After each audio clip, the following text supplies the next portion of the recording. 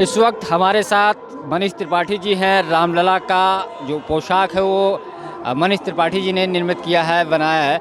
मनीष जी, आपको एक बड़ा सौभाग्य प्राप्त हुआ। भगवान राम आज अपने नए प्रांगण में पधारे, विराजमान हुए और नए वस्त्र का जो ग्रहण हुआ वो आपके द्वारा जो बनाई गई वस्त्र है उससे वो आप अपने आप को नहीं, बहुत ही गौरवान्वित तो नहीं, मैं क्या बोलूँ कि मतलब शब्द नहीं है मेरे पास में, बिल्कुल निशब्द हूँ और सौभाग्यशाली हूँ। मान सकता हूँ कि हाँ, आज प्रभु की सेवा करने का मौका मिला।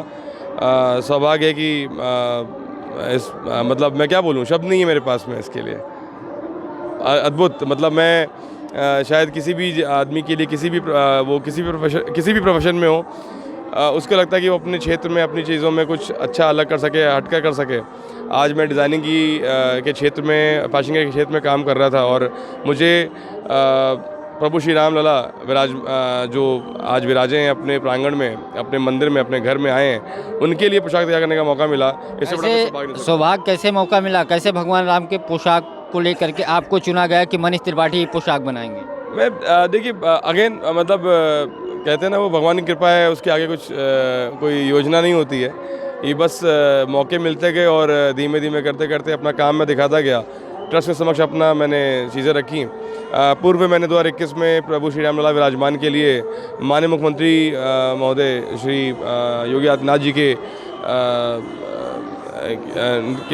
उनकी तरफ से मैंने भगवान के लिए खादी से पोशाक तैयार किए थे और उसके बाद मैं ट्रस्ट के संपर्क में आया और मैं जब से ये मंदिर तैयार हो रहा है, मैं लगातार ट्रस्ट से संपर्क में था, अपना काम दिखाता जा रहा था और मैं काफ़ी काम हैंडलूम में और खादी में करता रहता हूँ। तो मेरा एक दिली इच्छा थी कि मैं भगवान की जो वस्त्र बने उनमें इन सब चीज़ों को मैं इस्तेमाल कर सकूँ और भगवान ने वो सौभाग्य, यानी खादी डिपार्टमेंट करते करते यहाँ तक पहुँचने का आपको सौभाग्य हुआ और फिर आपके द्वारा आपको ही चुना गया कि भगवान राम के पोशाक। जी, भगवान राम की जो पोशाक ने आपने जिसको बनाया है, कितनी प्रकार के, मतलब हर डे अलग अलग दिन अलग अलग पहनेंगे या फिर एक ही तरीके से, कैसे क्या?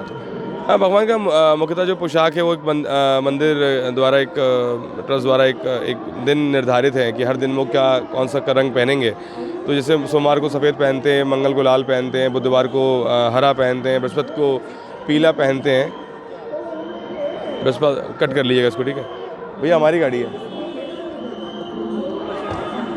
बृहस्पतिवार को पीला और शुक्रवार को क्रीम पहनते हैं और शनिवार को नीला और मंगल को गुलाबी पहनते हैं।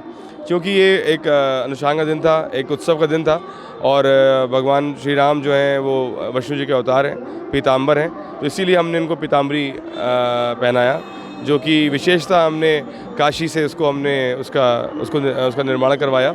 और इस वस्त्र में स्वर्ण और चांदी के जो है तार लगे हुए हैं, इनकी कढ़ाई भी हुई। जो कढ़ाई में जो तार और जो यानी वस्त्र आपने बनारस से मंगवाया? हाँ, मतलब तैयारी हम लोग कर रहे थे, तो बनारस से कपड़ा वहाँ बुनाई हुई, उसके बाद कपड़ा यहाँ पे लाए हम लोग और पूरी सी पैटर्न, कटिंग, सिलाई सब कुछ हमने मंदिर प्रांगण में ही किया। अरे जहाँ पे मूर्ति बन रही थी उसी प्रांगण में किया। जी, सारा मतलब जो 7 दिन भगवान रामलला जो पहनेंगे, यानी पूरे पोशाक आपने ही बनाया? जी हाँ, अलग अलग लोगों ने?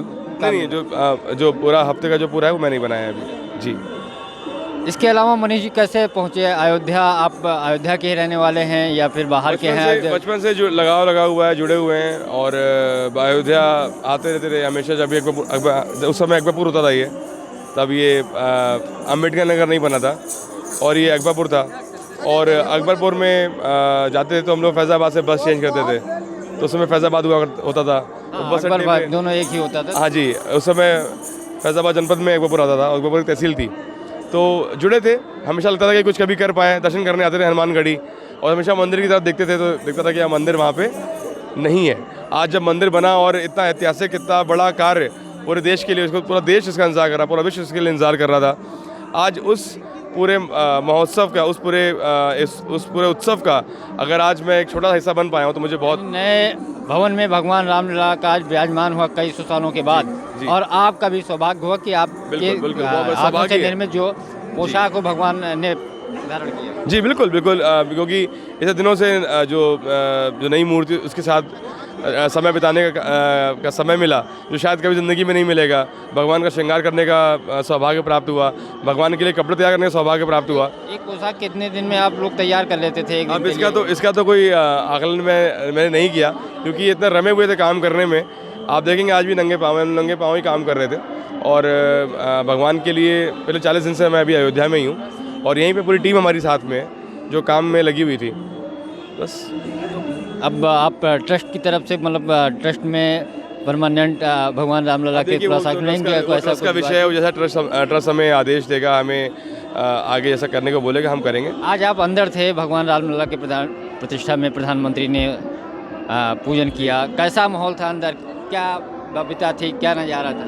देखिए, मैं तो अपने आप को कैसे- उसको देवलोक ही मानूंगा।